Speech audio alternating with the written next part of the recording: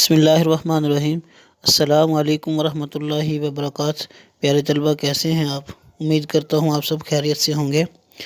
بیٹا، یہ جو lecture number 13 ہے آپ کا، اس میں مولانا محمد الطاف سنہالی رحمۃ اللہ علیہ اس کا جو تعارف ہے حمد کے شاعر کا، تو بیٹا یہ جو لیکچر نمبر 4 میں ہم نے مرزا غالب کے عادات و خصائل کے مصنف مولانا الطاف سنہالی کا تعارف پڑھا تھا، تو لیکچر نمبر 4 میں جو ہے نا اسی میں سے جو مولانا الطاف سنہالی کا جو تعارف ہے وہی آپ نے بیٹا جو ہے نا وہ یاد کر لینا ہے اسی لیکچر میں، ٹھیک ہے۔